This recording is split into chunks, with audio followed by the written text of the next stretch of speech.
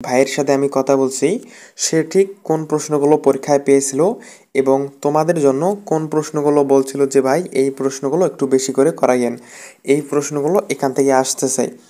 তার অভিজ্ঞতা থেকে আমরা তোমাদেরকে কিছু কোশ্চেন দিতেছি আজকের ক্লাসটা খুবই গুরুত্বপূর্ণ হতে চলতেছে। সো এই ভিডিওটা যেহেতু খুবই গুরুত্বপূর্ণ, তুমি তোমার টাইম লাইনে শেয়ার দিয়ে রাখতে পারো, পরবর্তীতে দেখতে পারবা, কারণ ভিডিওগুলো জানি কই হারিয়ে যায়। তোমার বন্ধু বান্ধবকে তুমি ওর কমেন্ট বক্সে মেনশন করে দাও, যাতে করে তারাও এই ভিডিওটা দেখে উপকৃত হতে পারে। আমরা যদি শুরু থেকে শুরু করতে যাই, তাহলে 52তম এন্ট্রিতে টেকনিক্যাল ট্রেডে যে ভাই চান্স পাইছে, সে একটা কথা বলছিল যে ভাই আপনি তো শুধু এই মান নির্ণয়ের কিছু অঙ্ক করাইছিলেন এর আগে, বাট মান নির্ণয়ের ব্যতিক্রম একটা কোশ্চেন এসেছিল এবার। ঠিক এই যে প্রশ্নটা দেখতে পাইতেছো আপনারা, এই যে প্রশ্নটা দেখতে পাইতেছো, এইরকম একটা কোশ্চেন এসেছিল যে এক্স সমান 3, ওয়াই সমান 1 হলে X plus Y whole square সমান কত। 51তম এন্ট্রির কোশ্চেনের সাথে কিন্তু 52তম এন্ট্রির কোশ্চেন, এই কোশ্চেনগুলোর মিল নাই, তাই এই প্রশ্নগুলো তোমরা একটু ভালো করে দেখে যেও। এখানে দেখো যে এক্স সমান 3 অ্যান্ড ওয়াই সমান 1 হলে এক্স প্লাস ওয়াই স্কোয়ার সমান কত। আমরা যেটা সাধারণত করি সেটা হলো এক্সকে এ ধরি অ্যান্ড ওয়াইকে বি ধরি, এ প্লাস বি হোল স্কোয়ার সূত্রটা বসে দিয়ে এই অঙ্কগুলো করি।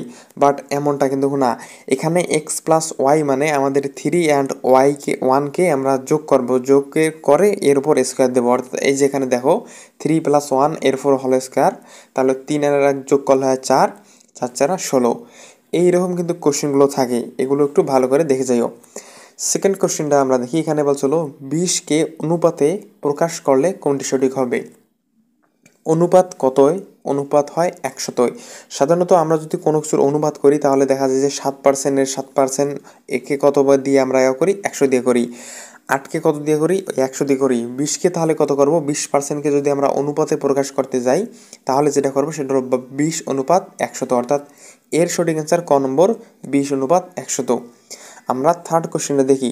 তৃতীয় নম্বরে আমাদের যে প্রশ্নটা রয়েছে সেটা হলো রনির বয়স 18 বছর এবং রাফির বয়স 21 বছর।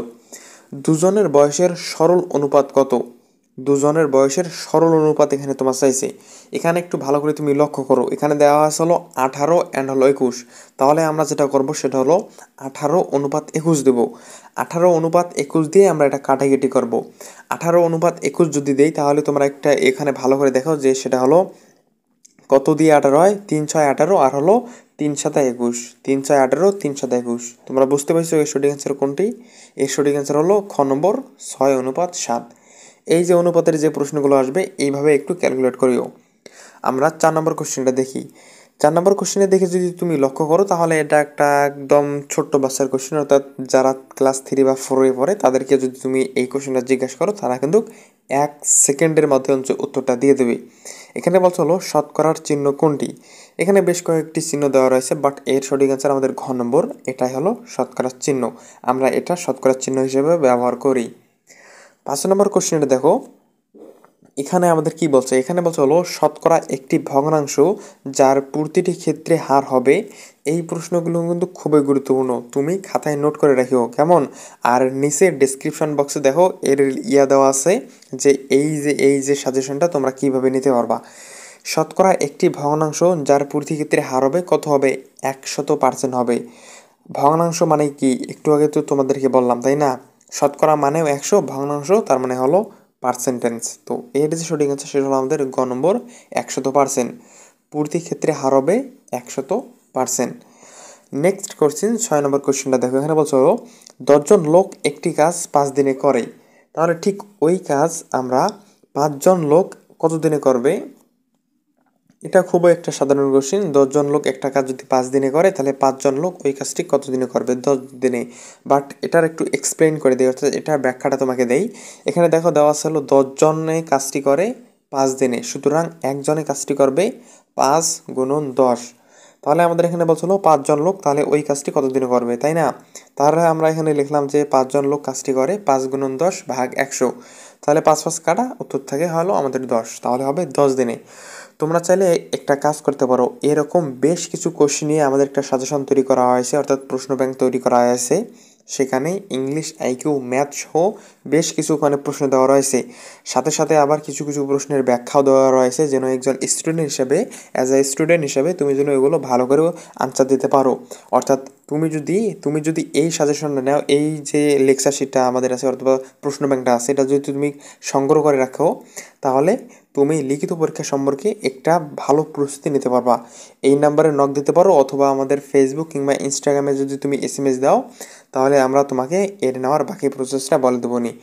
7 নম্বর কোশ্চেনটা দেখো, এখানে বলছে হলো 200 টাকার 10% সমান কত? 200 টাকার 10% সমান কত? দেখো 200 টাকার 10% সমান কত, তাই না? এখানে তুমি একটা কাজ করবা, সেটা হলো 200 টাকার 10% যেটা হয় আমাদের, সেটা হলো এর অর্থ হলো 20 টাকা। 200 টাকার 10% করলে হয় কিন্তু আমাদের 20 টাকা। এটা যদি তুমি আর কি লিখেও করো তাও হবে, অথবা ক্যালকুলেটর নিয়ে তো ঢুকতেই দেবে না। এইরকম যে ছোটোখাটো ম্যাথমেটিক্যাল টার্মগুলো আছে, এগুলো ভালো করে একটু দেখে যাইও।